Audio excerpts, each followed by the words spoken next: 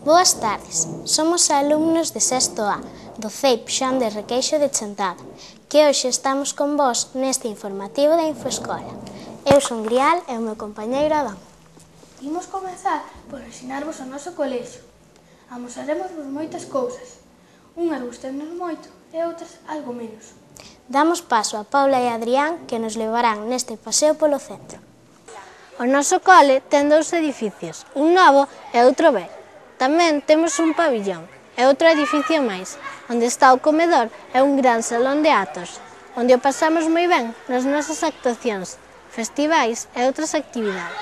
No cole estamos 280 alumnos, repartidos en 16 aulas, das que 4 son de infantil e 12 de primaria.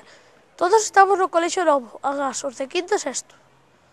Temos 27 mestres, unha cuidadora, 3 cociñeiras e un conserxe. E, como unha imaxe vale máis que 1000 palabras, imos facer un pequeno recorrido polas instalacións. Esta é a aula de psicomotricidade, o que nós chamamos o xinasio dos pequenos. Aquí, os nenos de infantil divírtense nos tobogáns, nos coches, na casiña de xoguete, nas colchonetas. Mesmo á dereita está o xinasio. Nel, os rapaces de primeiro e segundo ciclo fan educación física, miravoltas. Nós, os de terceiro ciclo, facemos xinasio no pabillón. Na mesma planta temos a aula de música. Nela aprendemos moitas cousas sobre o mundo musical, desde as notas ata tocar diversos instrumentos, pequenos e grandes, graves e agudos, como a frauta. Só temos música unha vez a semana, pero a esa hora musiqueamos moito. De seguido temos a biblioteca, que é moi visitada tanto por grandes como polos máis pequenos. Imos a ela para ler, coller libros para levar a casa. Este ano fixemos algúns cambios nela, pero iso vánoslo contar máis adiante.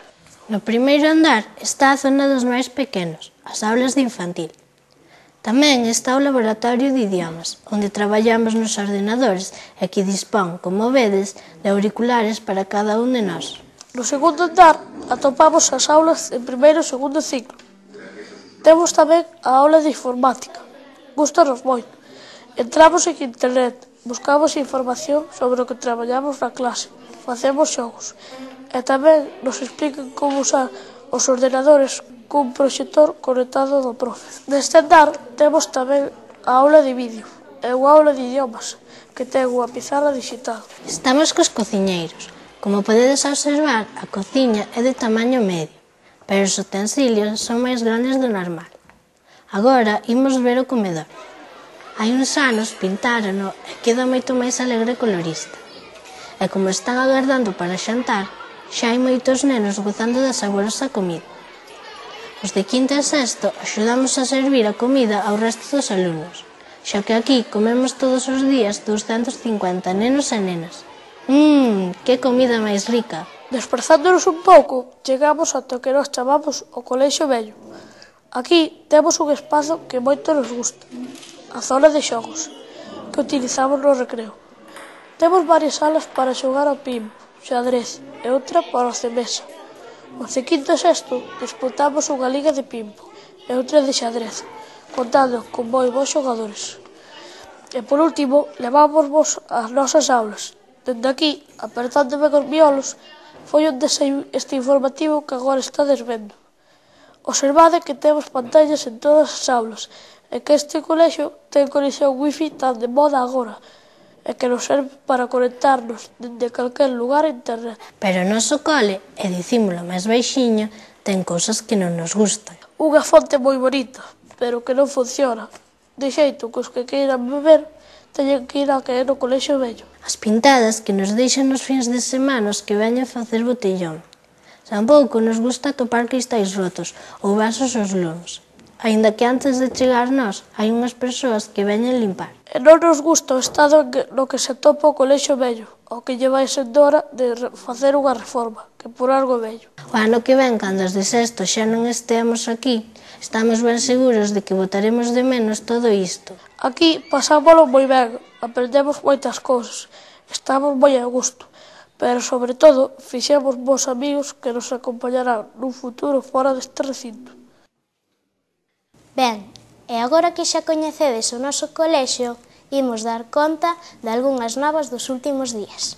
Comezamos pola festa do magosto. O pasado día 6, nun día en que a choiva case non nos deixa estar fora, como todos os anos, celebramos o magosto. Fixemos distintos xogos que tiña como protagonista a castaña. Tiro de vilos con castañas, pano con castaña, castaña castañiña. Vamos pasando de un outros. Os máis pequenos, xa que o día non acompañaba, tiveron que usar o seu gimnasio e a entrada do colexio. Para rematar a tarde, como non, comemos castañas asadas, que recollemos nunhas caixiñas. Non pensedes, eran de material reciclable, con cartóns de leite que recubrimos e donamos en cada clase. Foi divertidísimo. Mágoa que non puidemos facer fogueira para tindarnos. A choiva non nos deixou. O equipo de normalización e dinamización lingüística agasallounos a todas as familias cun libro de receitas de castañas que recompilamos entre todos nas nosas casas.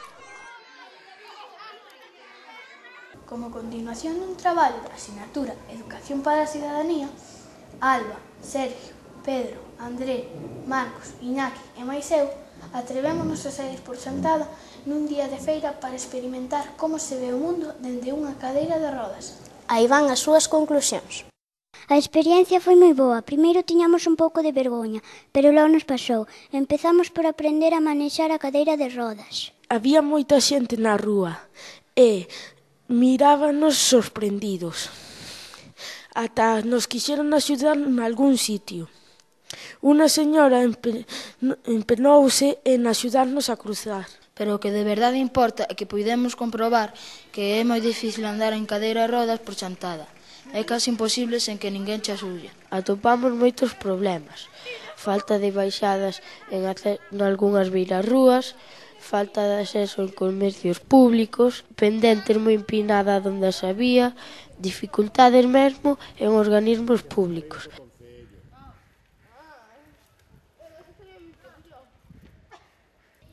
Beirarrúas moi estreitas na zona vella e coches colocados en zonas de paso. Despois, poñéndonos a pensar, chegamos á conclusión de que as persoas que precisan dunha cadeira de rodas, calquera que sexa o motivo, non queren compaixón, senón que precisan que os povos estean pensados para todos os cidadáns, e non só para aqueles que se moven por si mesmos. Sabemos, ademais, que estas dificultades tamén as viven as persoas maiores, aínda que non teñan cadeira de rodas, e mesmo se tes que levar un carrito de bebé por Chantada. Eu digo que o Concello ten que poñer nos accesos públicos ramblas para que podan entrar as persoas discapacitadas. A miña experiencia é que polos comercios e polas calles hai calles que nas aceras hai como unhas ramplas para poder subir ca silla de rodas, pero hai aceras que non teñen, é moi difícil subir. Solo se nos empuxan para subir a aceras, tanto como algún supermercado. E neste colegio, no novo, onde están de cuarto hasta 3 anos, hai ramplas para poder subir un ascensor e podes entrar ás clases facilmente. No noso colegio, onde estamos sexto e quinto, hai escaleiras e non se pode subir nin ir ás clases. Eu quixera pedir que os condutores non aparquen diante dunha rampla nin nun paso de cebra para poder pasar ca silla de rodas. É difícil andar por Chantada en silla de rodas.